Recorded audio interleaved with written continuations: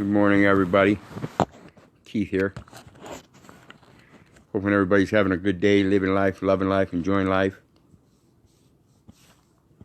Got some snow going on out here.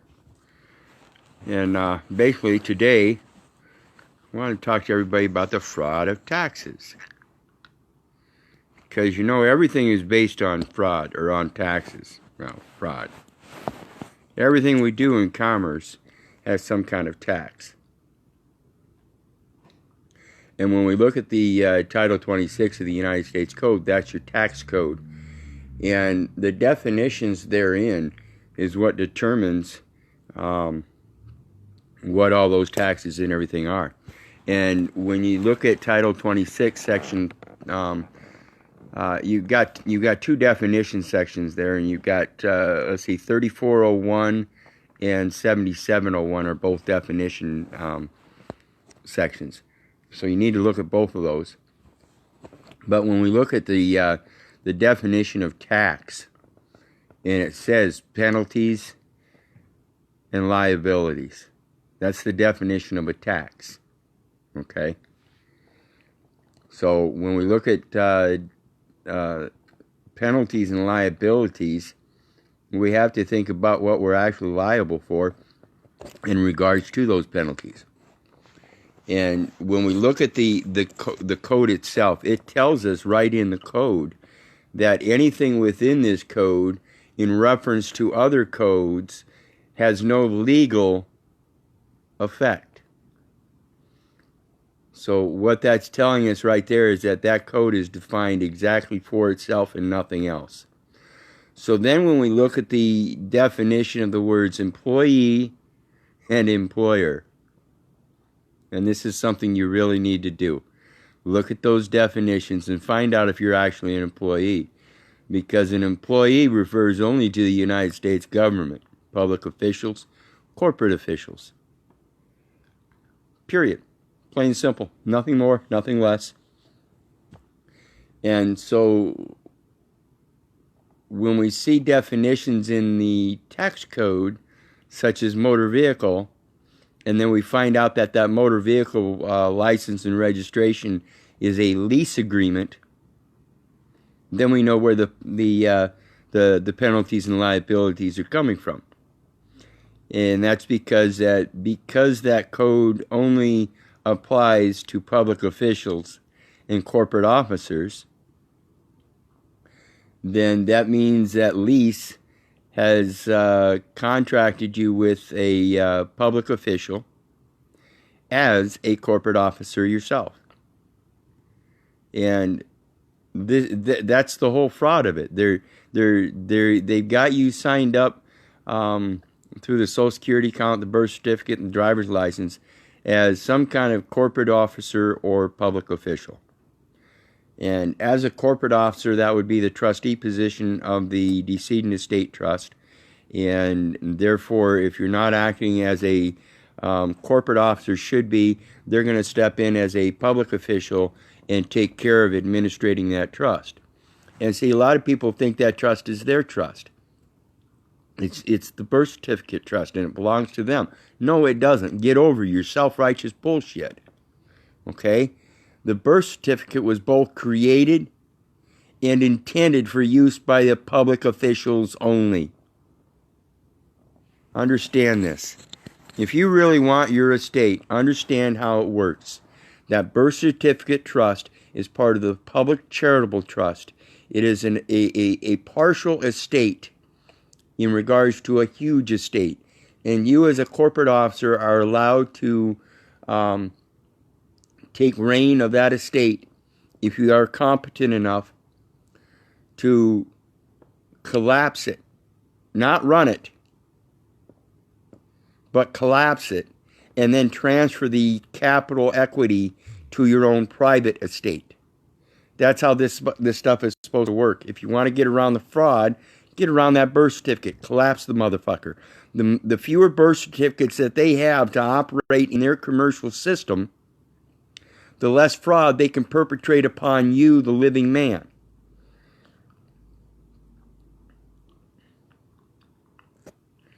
And This is the total separation of public and private.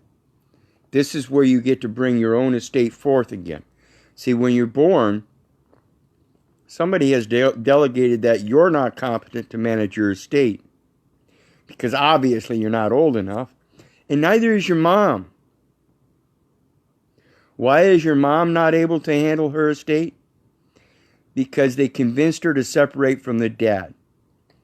Now, the dad's the one that's really supposed to manage the estate, and they've convinced him to separate from the mom. So now they have proof on and for the record that neither one of you are capable of managing your own estate. So they step in and transfer the entire estate, yours and your partner's included, in your name, the younger's name, the young one's names. Now, if you're competent enough within your lifetime to step up and realize the fraud, you can then grab that estate, collapse it under the truth. And these are ecclesiastical canons we're following here now, not some banking laws or anything like this.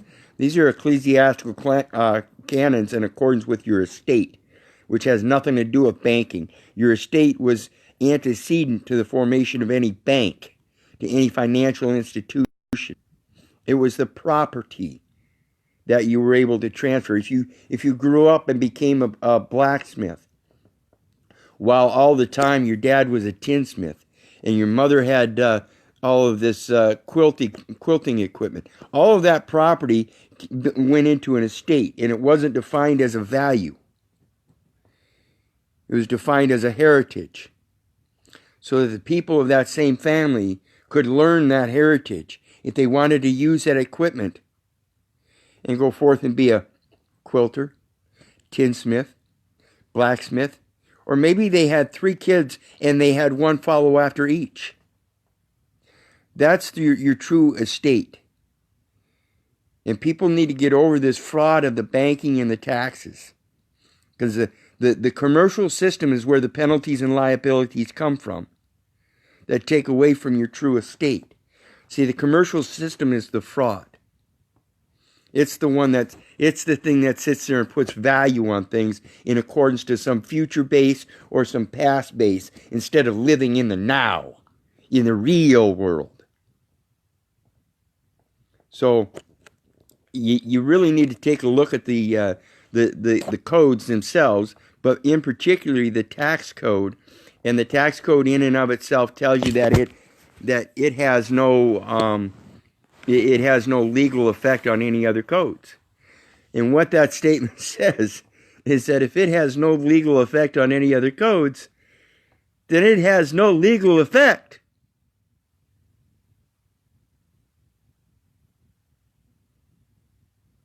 Did you hear that?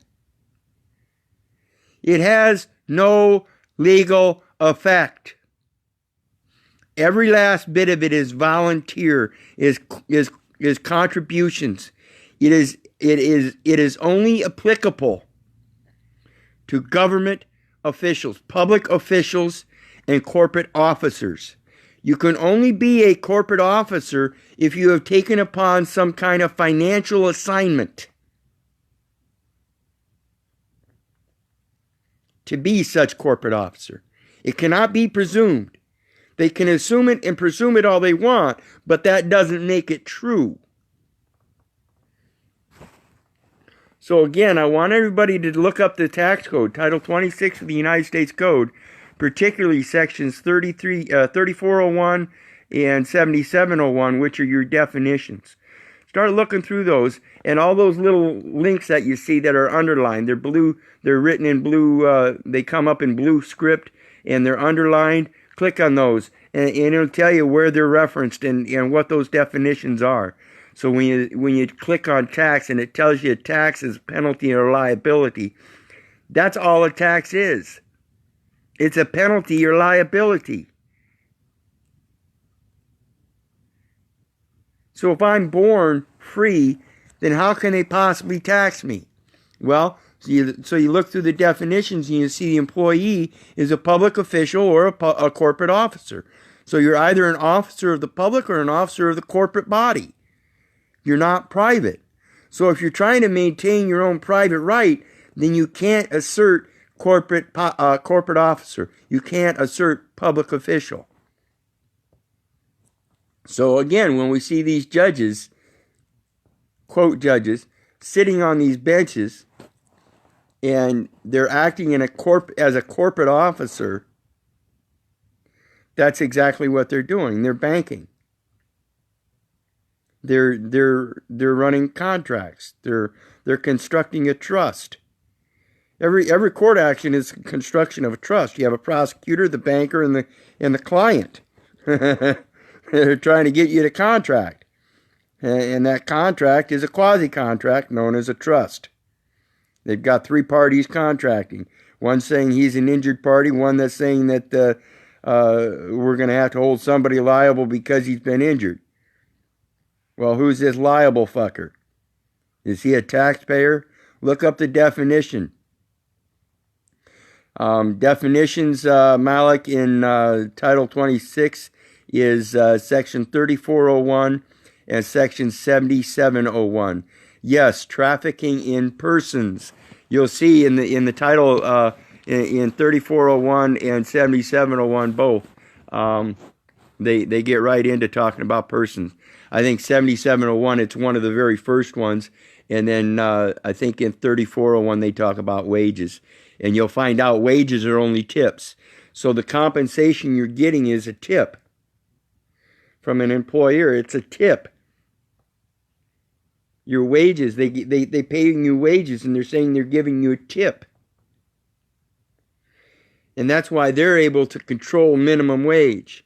They're able to control the wage because they're the employer. Look up the definition of employer and what employer entails. It entails the one that controls the wages. Okay? Who's controlling the wages? Who's the real employer? Is it the guy that's running the store down the street? Or is it the government that's got everybody thinking the Federal Reserve notes are theirs? See, that's the true control of the wages. Understand this stuff, folks. So I strongly urge everybody to look at these tax codes, particularly the one that describes motor vehicle as being a lease. See, when you go out and you buy an automobile, you're buying an automobile, and it was produced by an automobile manufacturer. It was sent to an automobile dealership, and it was sold by an automobile salesman. Okay? What they've done, however, is through their legal enterprise, on both ends, both the government end and in the title department here, and the corporate end at the automobile dealer in the title manufacturer's certificate of origin and manufacturer's statement of origin, they both claim, no matter what company you get it from, they claim that it's a motor vehicle. That is unlawful. You designed it as an automobile. You produced it as an automobile. You shipped it as an automobile. You sold it as an automobile. The intent was purchased as an automobile.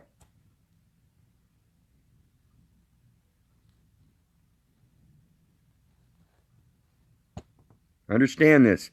The intent of the purchase of the good by the purchaser is the use. If they intend on using it privately, then no state has any right to coerce anybody into a lease agreement stating that they are going to use their private automobile at least 50% of the time or more while they are on the public roadways performing commerce for the government as an employee through corporate officer position status or public official. Either one, it makes no difference. They cannot do that. They cannot force you to do that. That is unlawful. Stand up for your rights and know that it's a lease to begin with and rebut it in that form. According to Title 26 of the United States Code, Section 7701, you'll find where the motor vehicle under Section 14, I believe, is subsection 14, I believe, the motor vehicle is defined as a lease. So use that stuff in your rebuttal. Of course, Mark. Donovan Mark Frost says, if we focus on the automobile versus vehicle subject, this will expand like crazy. Of course. But we have to understand where that motor vehicle is defined. Everybody's looking for it in their state statutes, and their state statutes and everything are all changing over the time. Whereas the Title 26 of the United States Code clearly defines the motor vehicle as a lease.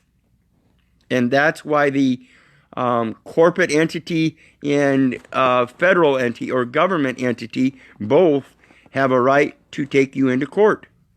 If you're professing any kind of state plate, state license, state registration, then you're under the presumption that you're acting as a corporate officer or a public official.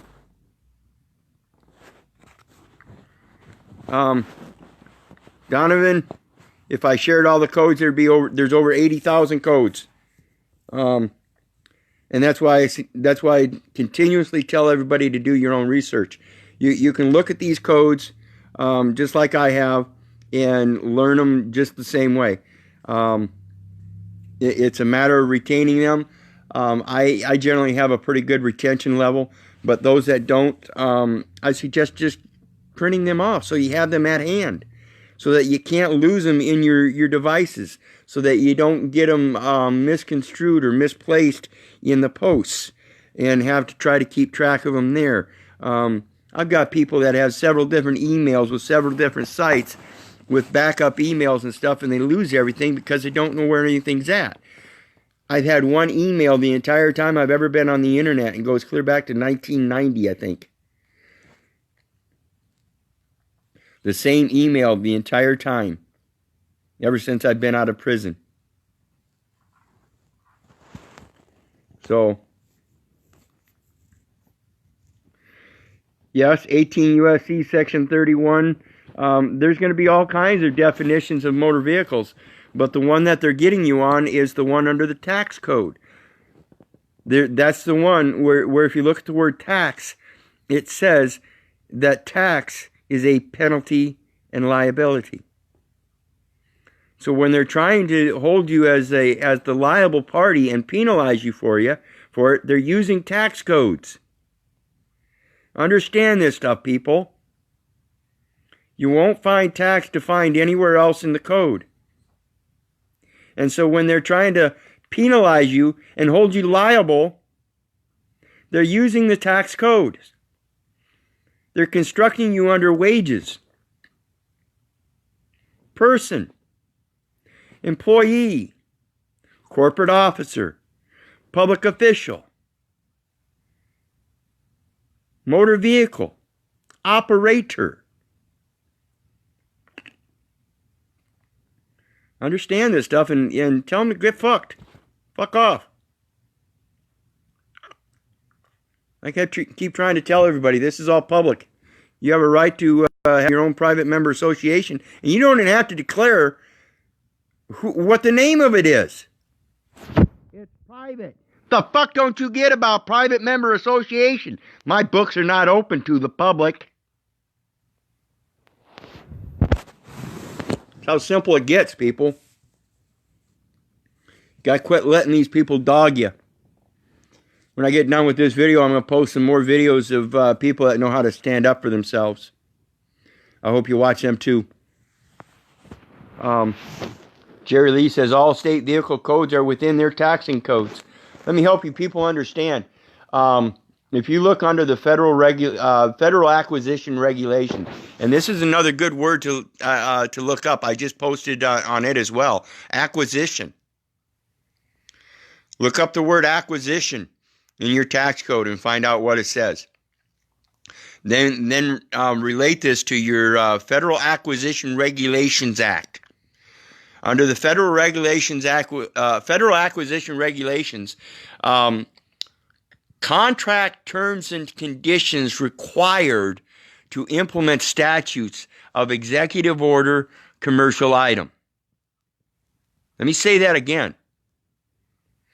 Federal Acquisition Regulations says under Part 52.212-5, contract terms and conditions required to implement statutes of executive order, commercial item.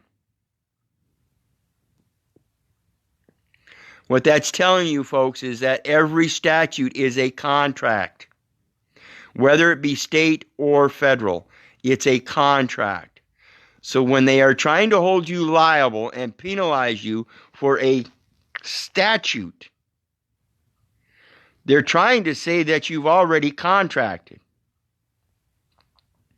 What you have to do is rebut that validity. Sure, I signed the driver's license, but at the time, I didn't realize it was a lease. At the time, I didn't realize that I was professing that I was going to use my own private property and be charged to use my own private property to conduct commercial affairs, which I'm obviously not getting paid for. And this goes right back to consideration in contracts.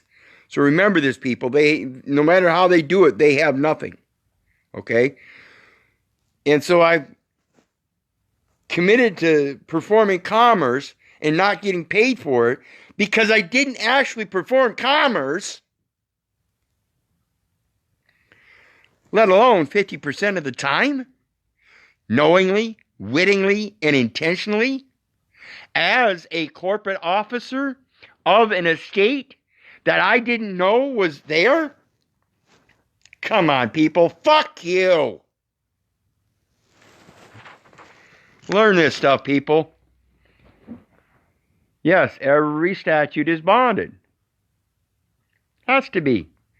Each statute is a contract in and of itself.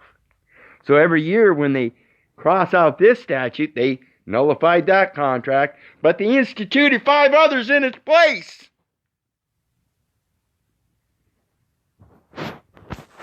Whose contracts are they? They're only contracts of public officials and corporate officers. And if you're not a corporate officer, legitimately running a registered corporation, again, this is another one, people. When they're dragging you into court and they have this defendant listed up there in the all caps name, ask him if that defendant's been registered. They're in big trouble if they're filing a claim against a corporation that hasn't been registered, particularly if they're a private corporation who has gone before a judge and claimed that they have standing to sue because they've been injured when in fact they can't be. And then the judge says, okay, I see your evidence, I proclaim you have evidence, but then gives no statement of that evidence, and then tries to profess that this guy's a defendant. They're screwed. They're all playing some fucking monkey game with a bunch of monkeys that ain't figured it out yet. Figure it out. When you figure it out, pass it on. Quit holding this information as if though it's valuable to you and you get to charge somebody $2,500 to help them figure out how to offset their bills. It's easy as it gets. Tell them to get fucked.